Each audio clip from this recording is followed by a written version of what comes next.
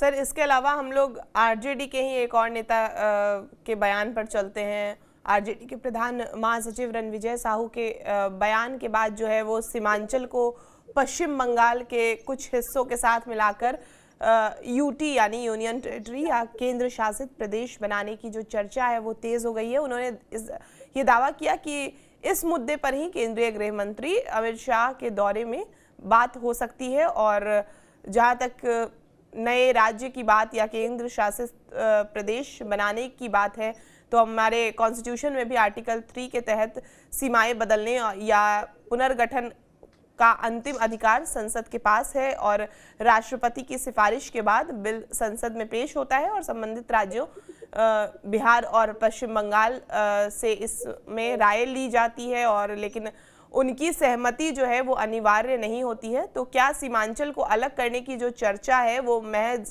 एक राजनीतिक बयानबाजी है या भविष्य में ऐसा कोई सरकार ऐसी कोई रणनीति बना रही है? नहीं, देखिए, बीजेपी की ऐसी कोई रणनीति है नहीं। ये उनका आरोप है। आरजेडी के नेता का ये ऐसा आरोप है, क्योंकि बीजेपी इस पक्ष में कभी भी बयान नहीं दी है। जब 2000 में बिहार से झारखंड को अलग करना था, तो उससे पहले से ही बीजेपी इसके पक्ष में बयान दिया करती थी।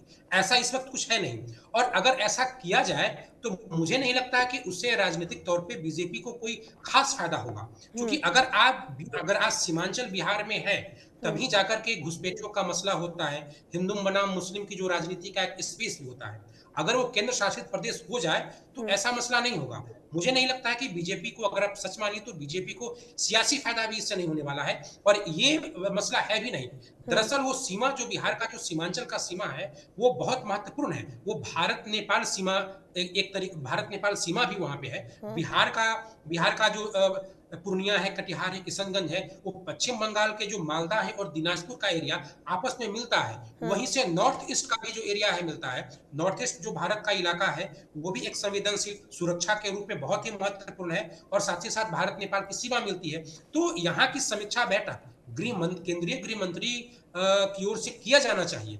और जो जो सीमाएं हैं, नेपाल की सीमाएं हैं और राज्यों की सीमाएं हैं, तो एक दूसरे के राज्यों से घुसपैठियों का आना जाना होना हो सकता है। तो इसमें अगर वो एसएसबी और बीएसएफ, सीमा सुरक्षा बल और बॉर्डर सिक्योरिटी फोर्स की अगर गृह मंत्री समीक्षा कर रहे हैं, तो मुझे लगता है कि ये कोई राजनीतिक कदम उनका नहीं है।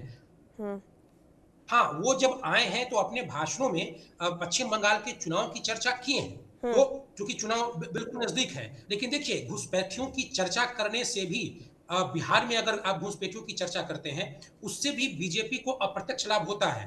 जैसे कि वक्त संशोधन बिल का मसला आया, तो ऐसा माना जाने लगा कि सारे मुसलमान लोग एकजुट होकर के बीजेपी के खिलाफ चले आएंगे। लेकिन वहां एक पेच ये है कि वक्त संशोधन बिल के आने से मुस्लिम समाज का जो तबका, उनके अधिकार का हनन होता है, वो मुस्लिम के सवर्ण तबका है। इसके खिलाफ मुस्लिम का जो ओबीसी तबका है, जो अंसारी, राइन सहित जो भी ओबीसी तबका है, उन पे उतना फर्क नहीं पड़ा। यही कारण है कि वक्त संशोधन बिल आने के बाद भी मुस्लिम वोट बिहार चुनाव में, उसके विखराव में कोई कमी नहीं आई। जदयू को भी वोट मिला, ओवैसी को भी वोट मिला। जिन सीटों पे ओवैसी के उम्मीदवार नहीं थे, वहां तो जदयू को भी वोट मिला। जबकि जदयू के जो सांसद थे ललन सिंह, वो बेबाक दहाड़ते हुए सदन में इस बिल का समर्थन किए थे, फिर भी बिखरा हुआ। उसी तरीके से घुसपैठियों का भी मसला है। घुसपैठियों का अगर मसला बीजेपी उठाती है, तो जो मूल मुसलमान है, जो वहां के निवासी हैं, उनको लगता है कि जो सरकार हमारी सुविधाएं देती है वेलफेयर स्कीम के तहत, उसका हिस्सा उनके पास जाता है। साथ ही साथ जो घुसपैठिए हैं, अगर वो कानून व्यवस्था की स्थिति को बिगाड़ते हैं, तो इसका जो खामियाजा होता है वो उनको भी भुगतना पड़ता है। तो जो मूल निवासी है, मुसलमान जो मूल निवासी हैं, वो बिल्कुल सहज नहीं है, वो असहज है घुसपैठियों को लेकर के भी। तो ऐसी परिस्थितियों में जो एक मुस्लिम समाज की जो एक सोच की जो एक थ्योरी की चर्चा होती है कि मुसलमान वही वोट देता है, उसी प्रत्याशी को देता है जिसको जो देखे कि वो बीजेपी को हरा रहा हो, उस पे एक प्रभाव पड़ता है, उसमें बिखराव होता है। यानी ऐसा नहीं कि घुसपैठियों की चर्चा करने के बाद मुस्लिम समाज के लोग बीजेपी को वोट देंगे। ऐसा होता है कि उनमें बिखराव होता है, वो एकजुट नहीं हो पाते हैं बीजेपी के खिलाफ। अगर क्षेत्रीय पार्टी और कांग्रेस पार्टी दोनों पे हैं, तो वो निश्चित तौर पे वहां पे वोटों पे बिखराव होता है। इसलिए भी अमित शाह घुसपैठियों की चर्चा बार बार कर रहे हैं। बिहार में कर रहे हैं। बिहार की जो डेमोग्राफी है, सामाजिक सांस्कृतिक जीवन मुस्लिम समाज का जो बिहार का है, वो पश्चिम बंगाल के जो सटा हिस्सा है, वहां दोनों का समान है। काफी रिश्तेदारी नातेदारी है यहाँ और वहां में, तो एक तरीके से लगाव है।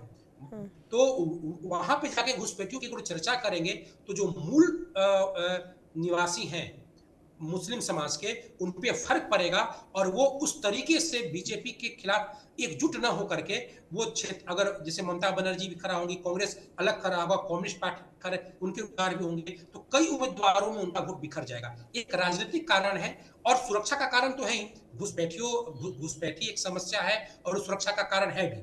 तो लेकर के भी और राजनीतिक तौर पे भी गृह मंत्री का यह बयान बहुत ही महत्वपूर्ण है। लेकिन ऐसी बात नहीं है, ऐसा कहीं कोई संकेत नहीं है कि केंद्र सरकार एक बिहार के सीमांचल इलाकों को लेकर के या पश्चिम बंगाल के कुछ हिस्सों को लेकर के कोई केंद्र शासित प्रदेश बनाने जा रही है। क्योंकि ऐसा नहीं है कि पश्चिम बंगाल में केवल जो मालदा है या जो सीमांचल का सटा क्षेत्र है, दिनाजपुर आदि है, वही मुसलमान है। मुसलमान तो बड़ी संख्या में है, वहां 30 से 32% मुसलमान है, जो पश्चिम बंगाल के सभी जिलों में है। तो यहाँ अगर उनको एक केंद्र शासित राज्यों में समेट लिया जाएगा, इससे न तो पश्चिम बंगाल में फायदा होगा, न बिहार की सियासत में फायदा होगा। तो मुझे ऐसा नहीं लगता है, ये जो बयान है, जो राजद के नेता का जो आरोप है, ये एक आरोप है, ये बयान नहीं एक आरोप है। और वो एक तरीके से मुस्लिम समाज को एक मैसेज देना चाहते हैं कि बीजेपी उनको केंद्र शासित प्रदेश में रख सकती है, यानी उनको वोट देने का, विधानसभा में वोट देने का, राज्य सरकार के निर्माण में उनके अधिकारों को छीनना चाहती है। इस तरह की का आरोप वो है, लेकिन कहीं ना कहीं मुझे लगता है कि एक राजनीतिक बयान है। इस तरह की बातें वास्तव में नहीं है।